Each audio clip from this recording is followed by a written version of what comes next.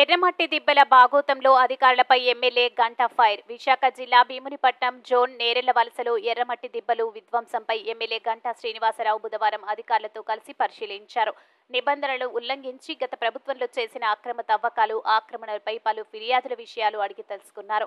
అధికారులు పొంతనలేని సమాధానాలపై ఆయన తీవ్ర అసంతృప్తి వ్యక్తం చేశారు. అనంతరం ఆయన మీడియాతో మాట్లాడుతూ 2019 నుండి గత ప్రభుత్వ హయాంలో ఎర్రమట్టి దెబ్బలు విధ్వంసాలకు నాంది పలికింది. Bheemili mutual aided cooperative building society భూములు చదును ఆపేయాలి.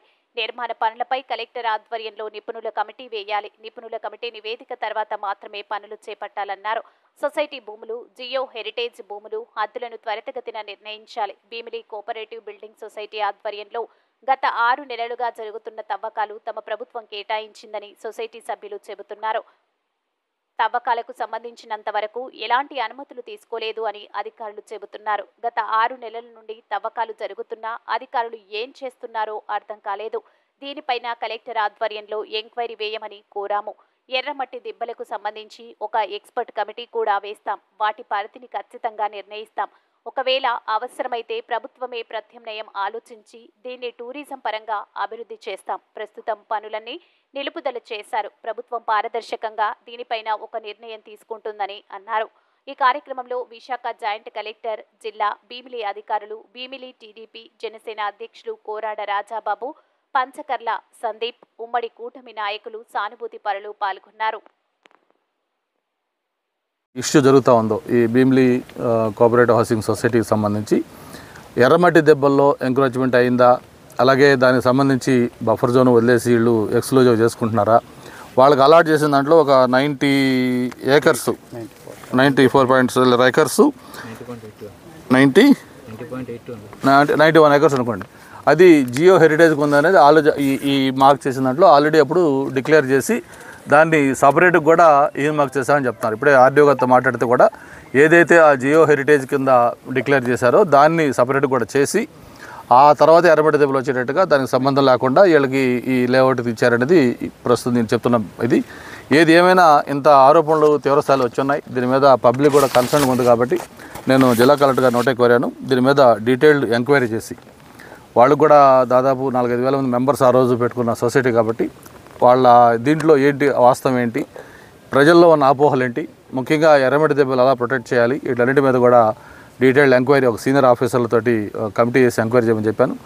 కలెక్టర్ గారు కూడా అంగీకరించారు. వెంటనే తప్పకుండా రెవెన్యూ, అలాగే కార్పొరేషన్ సైడ్ నుంచి, అలాగే మైనింగ్ సైడ్, ఫారెస్ట్ 4-5 డిపార్ట్మెంట్లో సీనియర్ ఆఫీసర్లు పెట్టి దీని మీద డీటెయిల్డ్ ఎంక్వైరీ చేసి ఫస్ట్ మొత్తం ఈ టోటల్ ఏరియా సర్వే చేయటం, ఎర్రమట్టి దెబ్బలు ఎంత ఏరియాలో ఉంది దాన్ని క్లియర్గా మార్క్ చేయటం.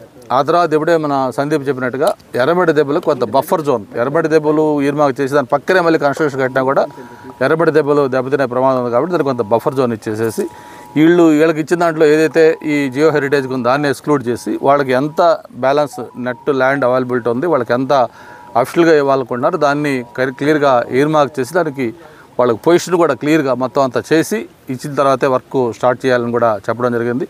దానికి సొసైటీ వాళ్ళు కూడా తప్పకుండా సార్ మాకు కూడా ఈ 2019లో వైఎస్ఆర్ ప్రభుత్వం ఈ రాష్ట్ర అధికారంలోకి వచ్చిన తర్వాత ఇక్కడ ఎర్రమట్టి దెబ్బలు క్రమంగా హరించుకుపోతూ ఉన్నాయి. ఇక్కడి నుంచి మట్టి కూడా అనఫిషియల్గా పైకి తీసుకెళ్ళిపోతూ ఉన్నారు. ఈ ఎర్రమట్టి దెబ్బల్ని ధ్వంసం చేస్తూ ఉన్నారు, లెవెల్ చేసి రకరకాల యాక్టివిటీస్ చేస్తూ ఉన్నారని చెప్పి ఆ రోజు ఆరోపణలు కూడా రావడం జరిగింది.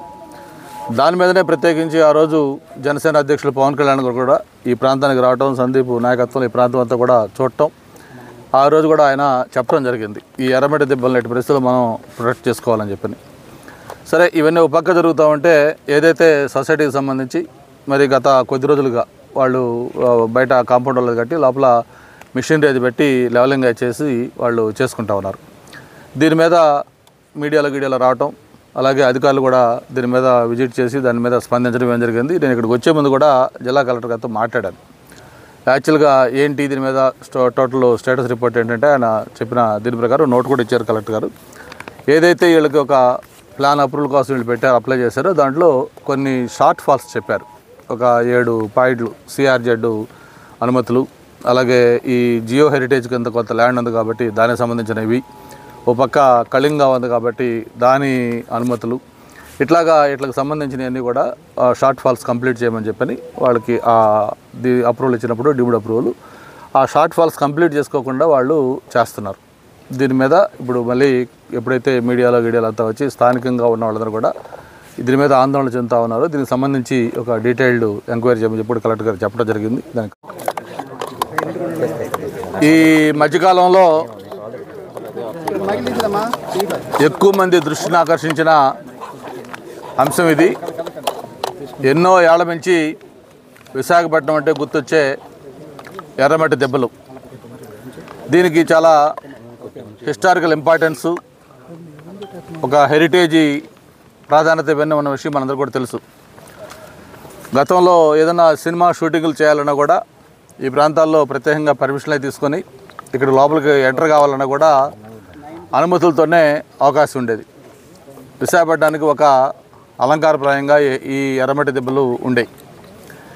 ఓ పక్క ఎన్ఎస్ కళింగ, మనకి డిఫెన్స్లో అతి సెన్సిటివ్ ఎస్టాబ్లిష్మెంటు కళింగ, మరోపక్క సముద్రం, ఆ పక్కనే ఉన్న ఎర్రమట్టి దెబ్బలు.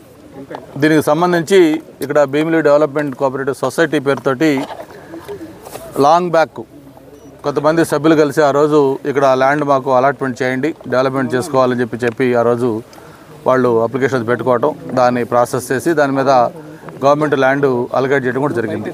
ఆ తర్వాత అది రకరకాల పరిణామాలు, ఆ ప్రైస్ కూడా ఫిక్స్ చేయటం, దానికి కొంత ఆ ప్రైస్ ఫిక్స్ చేసిన ప్రైస్ కూడా పే చేయటం, తర్వాత మళ్ళీ దాన్ని ఎన్హాన్స్ చేయటం, దాన్ని మళ్ళీ పే చేయటం, ఇట్లన్నీ చేసుకున్న తర్వాత ఫైనల్గా వాళ్ళకి ల్యాండ్ పొజిషనింగ్, అలాగే వాళ్ళు డెవలప్మెంట్ చేసుకోవడం కుదరకపోతే వాళ్ళు త్రో న్యాయస్థానాల ద్వారా వాళ్ళు అప్రోచ్ కావటం, ఫైనల్గా సుప్రీంకోర్టు నుంచి ఒక డైరెక్షన్ తీసుకొని ఇది పొజిషన్ కూడా తీసుకున్నామని చెప్పి వాళ్ళు సొసైటీ సభ్యులు చెప్తా ఉన్నారు.